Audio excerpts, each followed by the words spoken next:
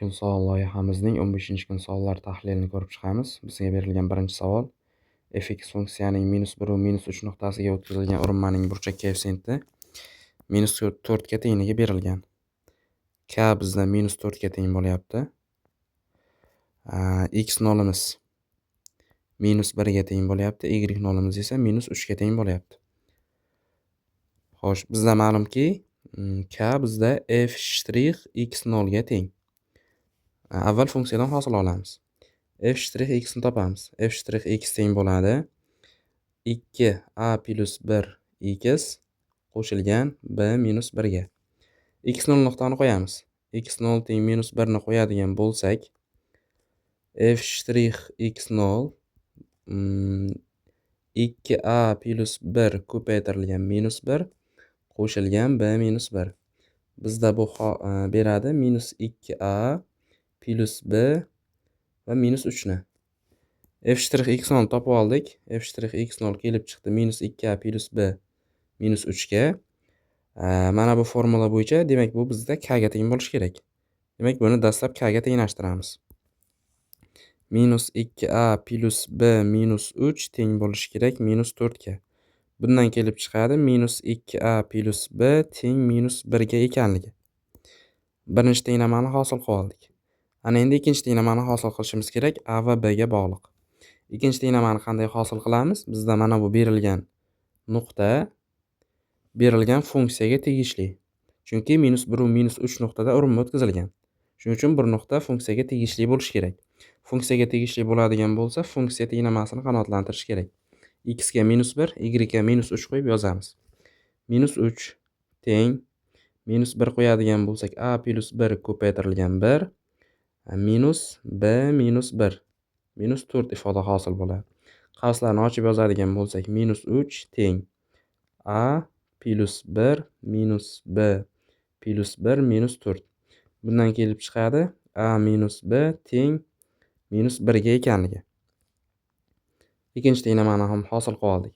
Ana endi mana shu ikkita tenglamadan tenglamalar sistemasi hosil qilamiz. -2a plus b teng -1 ga, a minus b teng -1 ga. Qo'shib yuboradigan bo'lsak, -a teng bo'ladi -2 ga. A ni topadigan bo'lsak, 2 ga teng chiqar ekan. O'rniga olib borib qo'yamiz. 2 minus b teng -1 ga, b ni topadigan bo'lsak, 3 ga teng chiqadi. A va b kelib chiqdi. Ularning ko'paytmasi so'ralganida 2 kira 3 bizda 6 javob chiqyapti. A javob bizda to'g'ri bo'ladi. Ana endi ikkinchi savolga o'tamiz. Ikkinchi savolda bizda to'rtburchaklar prizmasi shaklidagi idish ichiga radius 2 sm bo'lgan sharlar joylashtiriladi deyilibdi. Eng ko'pi bilan nechta shar joylashtirish mumkin deyilgan. Xo'sh, bizda sharning diametri 4 ga teng bo'ladi. Sharning diametri 4 ga teng bo'ladi. Shuning uchun har bitta shar diametrlar bir-biriga urinib turgan vaqtda har bitta sharimiz 4 sm dan joy egallab boradi. Shunday ekan 24 sm ga mana bu 4 sm likdan 6 ta joylashtirish mumkin. Demak, mana bu tarafga 6 ta joylashtiriladi.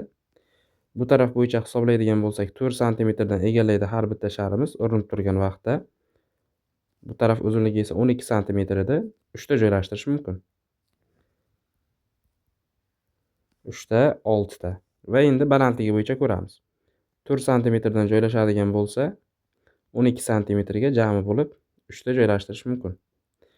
Jami bo'lib 3 ko'paytirilgan 3 ko'paytirilgan 6. 54 ta shar joylashtirish mumkin ekan eng ko'pida.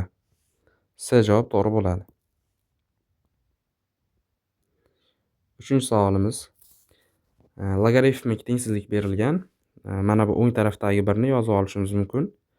Logaritm 3 asosga ko'ra logaritm 2 asosga ko'ra x minus 1 kichik bo'lishi kerak. Logaritm 3 asosga ko'ra 3 deb. Ana endi logaritm 3 asoslar tashlab yuboradigan bo'lsak, mana bu son bizda 3 dan kichkina bo'lishi kelib chiqadi. Logaritm 2 ga ko'ra x minus 1 kichik bo'lishi kerak 3 dan va aniqlanish soha kirgizib ketamiz. Logaritm 2 ga ko'ra x minus 1 katta bo'lishi kerak 0 dan. Birinchi tengsizlikni yechamiz. X minus 1 kichkina bo'lishi kerak 2 ning 3-chisidan. Ya'ni x minus 1 kichkina bo'lishi kerak 8 dan. x kichik bo'lishi kerak 9 dan. Ikkinchi tengsizlikni yechamiz. X minus 1 katta bo'lishi kerak 2 ning 0-chisidan. X katta bo'lishi kerak 2 dan. Demak, bizda tengsizlikning yechimi 2 dan 9 gacha oraliq chiqyapti. 2 dan 9 gacha oraliqdagi eng katta va eng kichik butun sonlar ko'paytmasi so'ralgan. 3 kara 8, natija bizda 24 ga teng bo'ladi. Demak, A javob to'g'ri javob bo'ladi.